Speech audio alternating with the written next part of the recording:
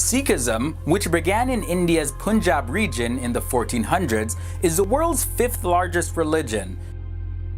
Sikhism is a monotheistic faith, which is a belief in the existence of one God. As you will see during the course of this episode, Sikhism truly is a distinct religion with its own unique divine scriptures and beliefs.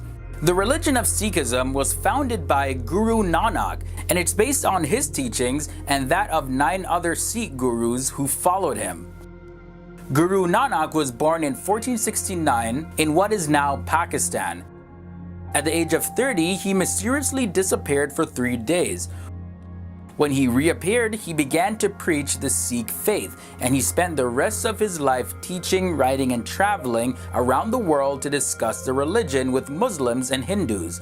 Now, in the Sikh faith, there are 10 gurus, and those include Guru Nanak, which is Sikhism's founder, Guru Angad, Guru Amar Das, Guru Ram Das, Guru Arjan Dev, Guru Hargobind, Guru Har Rai. There's also Guru Har Krishna, there's Guru Tegh Bahadur, and Guru Gobind Singh, the last human guru. The concept of God is different in Sikhism than other religions. It is also known as Ik Onkar, or one constant. It's found in the Gurmukhi script that God has no gender in Sikhism, although many translations represent God as a male. It is also Akal Purkh, beyond time and space, and Nirankar, without form. Now, I'm sure some of you who may not be familiar with the Sikh religion may be wondering, what book or books do they use in their religion? The Sikh scripture is a book called the Guru Granth Sahib. The book is a collection of teachings and general guidelines of how Sikhs should live their lives by Guru Nanak, as well as the other gurus. The scriptures are written in the Punjab language and are greatly respected by Sikhs all over the world. You'll find that when you visit a Gurudwara, which is the place where Sikhs worship, the holy book is kept on a raised platform under a canopy. The Sikhs take their shoes off in the presence of the holy book and also never turn their back to it. And at every major Sikh festival, they read the book all the way through, which takes them roughly 48 hours. And another fact relating to their holy book, the 10th Guru, Gobind Singh, as the last Guru of the Sikhs in human form, Guru Gobind Singh appointed the sacred Adi Granth, the first book, as his successor, so that after him there would be no more human gurus. The Adi Granth was the first edition of the book, compiled by the 5th Guru, Guru Arjan. This ensured that the book would be treated with the same respect a human guru is treated with. He also created the Khalsa, which is a spiritual brotherhood and sisterhood devoted to the purity of thought and action. He gave the Khalsa as a distinct external form to remind them of their commitment. It was also given to help them maintain an elevated state of consciousness. Now, as I was saying earlier, the community of men and women that are initiated into the Sikh faith is known as the Khalsa, the community of the pure. In order to become a Sikh and join the Khalsa, people need to follow the 5 Ks. The first one is Kesh. You must have uncut hair as a mark of holiness and submission to God's will. Then there is Kanga. It's a small wooden comb that goes into the hair as a sign of cleanliness. Kara is a steel bracelet, and that is a reminder that they're connected to God. Following that is Kachera. This is a short cotton underwear, more practical for daily life than the traditional dhoti worn in India. And it's believed to be more practical for daily life than the traditional dhoti worn in India. And finally, we have the kirpan. This is a sword used for protection. Now, this next fact is very interesting and important to the religion of Sikhism. Any building where the Guru Granth Sahib is kept is actually a Sikh place of worship. This could be a separate building or even just a room in somebody's home. It's also called the Gurdwara, the gateway to the Guru. Now, Sikh worship services are usually held on Sundays, and they base them on the writings of the Guru Granth Sahib together with chants and prayers from the gurus known as kirtan. The religious services then end in a langar, meaning a shared meal. Now, continuing with the facts, there are actually 4 doors into a Gurudwara, known as the door of peace, the door of livelihood, the door of learning, and the door of grace. These doors are a symbol that people from all the 4 points of the compass are welcome, and that the members of all 4 castes are equally welcome. There's always a light in the Gurudwara to show that the Guru's light is always visible and is accessible to anyone at any time.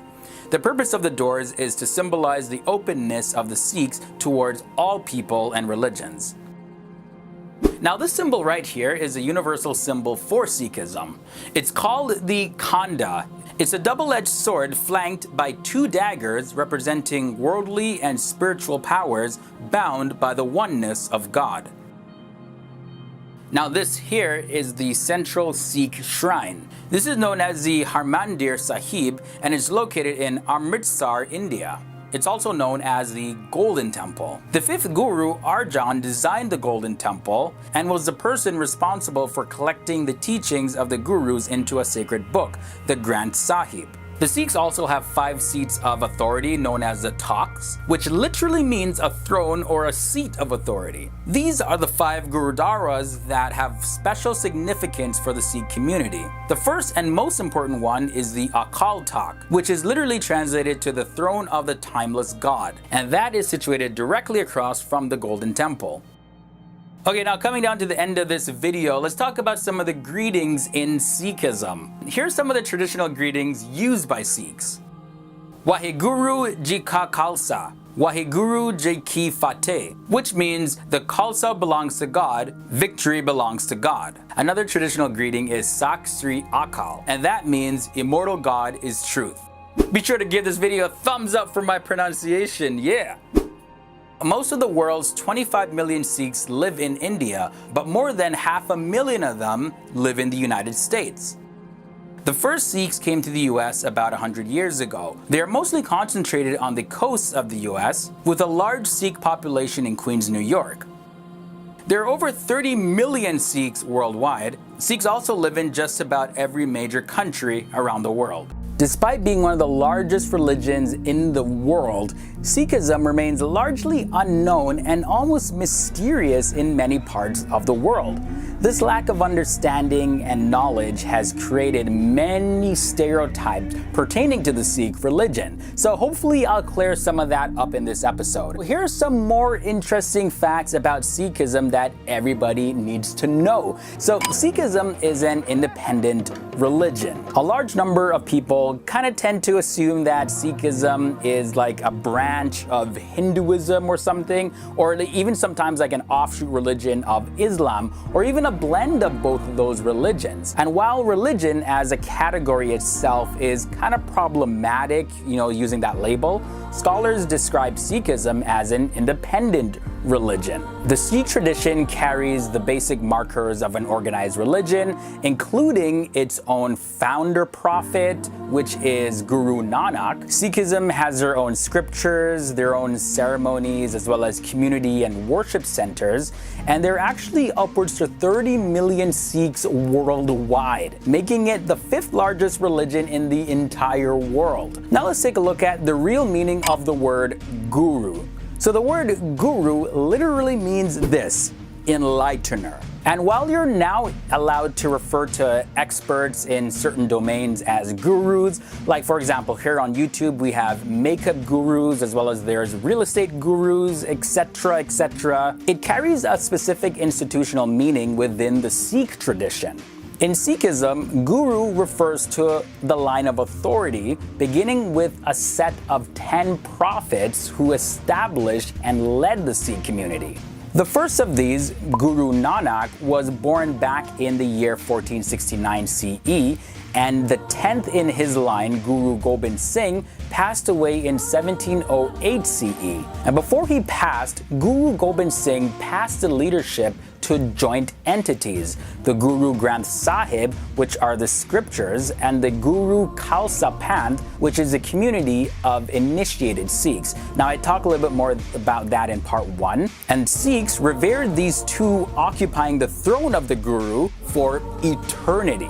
And as I mentioned, for more information about the gurus, you got to check out part 1. The info that I share in this episode will make a lot more sense if you watch part 1 first. So I have the link to that down below, and trust me, you're gonna learn a lot. You'll really like that one. Moving on now, the Guru Granth Sahib is actually a unique scripture. Now, the authority given to the religious text of the Sikhs, it certainly makes it stand out from other scriptural texts of other world religions. This is because the Guru Granth Sahib was compiled by the Sikh gurus themselves and is largely made up of writings composed by the gurus themselves. This collection also includes the devotional writings of other religious figures, including Muslim Sufis as well as Hindu Bhaktas. The Guru Granth Sahib is made up entirely of devotional poetry, most of which is set to music. And now these writings are primarily about divine experiences as well as wisdom on religious brotherhood, and these writings have played a central role in the Sikh practice since the time of Guru Nanak. And the life of every Sikh has both a personal and panthic or communal element. For a devout Sikh, the secular life, Miri,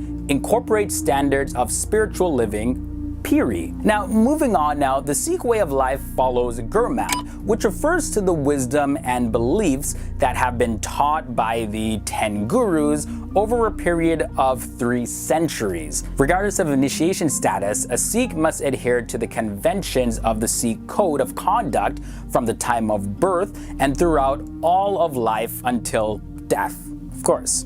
Now let's look at this, Ik Onkar. It's a symbol which appears at the beginning of the Sikh scripture, and what it means is one with everything.